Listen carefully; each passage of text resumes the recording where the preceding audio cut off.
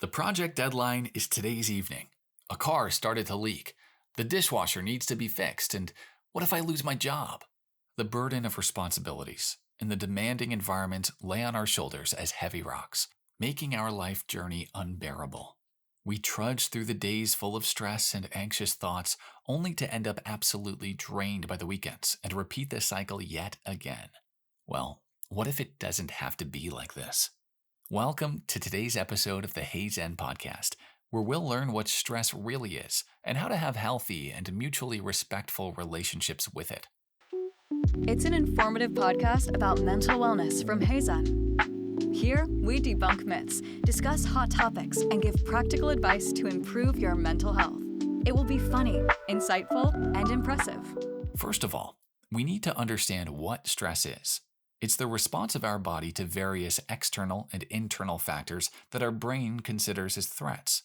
And it's not only about huge traumatic events that our brain reacts to, but simple yet challenging daily activities. It can be a tight deadline, the need to organize a family meeting, a call with a boss, or for some, to cook dinner. These short, stressful events aren't damaging by themselves.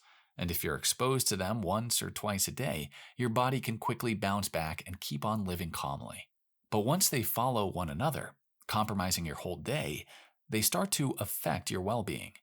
Let's take COVID-19 for example. Its long-lasting stress effect continues today. Since 2019, the number of mental health diagnoses and chronic diseases has kept rising according to the American Psychological Association. So basically, the stress by itself isn't the problem, but the long-term exposure to it is. Now, let's discuss the mechanics of stress to understand that it's just the way our brain cares about us. So, once a stress factor triggers your brain, it throws all its available resources at protecting the body. Here, a so-called sympathetic nervous system turns on and increases your blood rate, decreases saliva production, slows down your digestive tract, and widens your airways so that more oxygen can come in. It basically prepares you to fight and survive, even if it's just a short presentation you give to your colleagues. And this is why it's called a fight or flight response. Once the event passes, your body gets back to normal via the parasympathetic nervous system, or as it's more commonly known, the rest and digest mode. It turns on your digestive system again, lowers your heart rate, and decreases your blood pressure. Our bodies were built like this to survive in the wild. Now, however, the danger of stressful situations has decreased while our stress levels are peaking.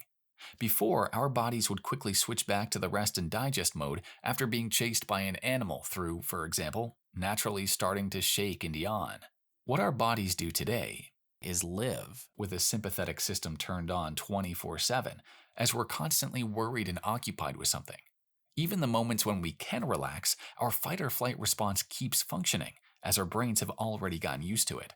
Hence fatigue, sleep disorders, and depressive episodes, as our bodies live in a tense mode and don't get the relaxation they naturally need.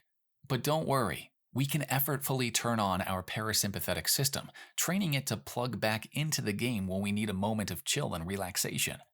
First, we need to make meditation, breathing, and yoga a part of our routine. These activities are usually practiced in combination with each other, so try meditation and breathing, meditation and yoga, or even 3 of them together to find the method that works for you personally. Meditation, in fact, has been extensively researched recently and has shown great results in improving stress and anxiety. It all goes back to the fact that our brain perceives some things as dangerous, overreacts, and exhausts our bodies and minds. This in turn leads to a higher risk of heart disease, mental health disorders, and even a low immune system. Why? Because our body is always fighting and doesn't have enough resources to strengthen our protection mechanisms. Recently, the results of the study on transcendental meditation were presented at the American Heart Association conference.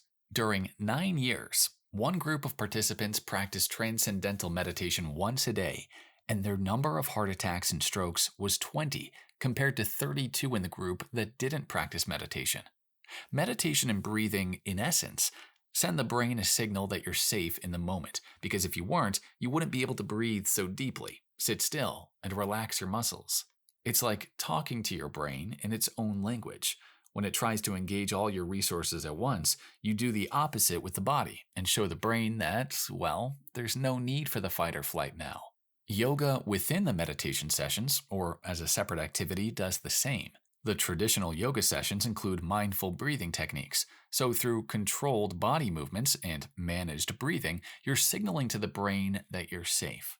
Another thing to introduce into your relaxation routine is the humming sounds. Transcendental meditation already presupposes producing certain vibrating sounds, but you can do it outside of the practice as well. For example, you can just hum for a minute, or produce the sound Om so that the back of your throat starts vibrating.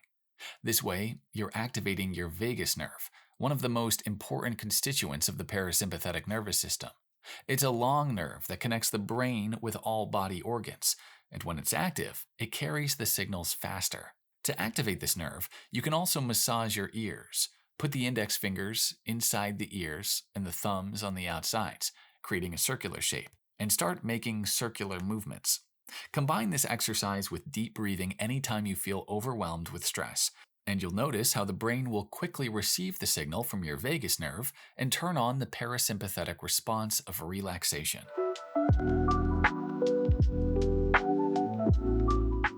So, stress is just a normal part of our lives and a healthy reaction of our bodies to certain events. But even if life is a nonstop chain of triggers, it doesn't mean that we need to blindly follow them. Some events aren't as big and fearsome as they appear to be in your mind, and some can be dealt with one step at a time. We need to learn how to see problems and events objectively without making them look bigger. Together with it, we can teach our brain to relax just as it's supposed to, via alternating sympathetic and parasympathetic responses, but not having one of them constantly turned on. Keep reminding your protective and caring brain about the moments when you can actually get loose and relax, letting it activate the stress response only when it's truly needed. Thank you for being here today with HeyZen. Speak with the brain through your body, and you'll see how the overwhelmingness of life slowly fades away.